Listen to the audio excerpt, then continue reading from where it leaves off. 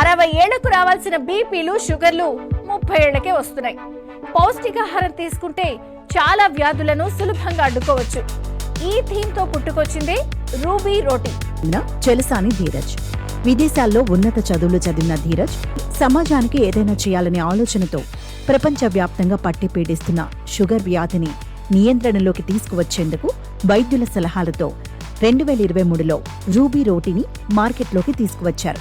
విజయవాడ మొగల్ రాజపురం కేంద్రంగా నవేలియా ఫుడ్స్ పేరుతో ఈ రూబీ రోటీ ఉత్పత్తులను ప్రారంభించారు. ప్రపంచంలోనే డయాబెటీస్ అనేది చాలా పెద్ద ప్రాబ్లం, ముఖ్యంగా మన భారతదేశంలో. అందుకని ఆ ఉద్దేశంతో ఈ నవేలియా ఫుడ్స్ అనేది స్థాపించి చాలామంది వాళ్ళు మెడికేషన్ తగ్గించేసుకోవటము, ఇన్సులిన్ తగ్గించేసుకోవటము, అలా చాలా మంచి కేసులు వస్తాయి.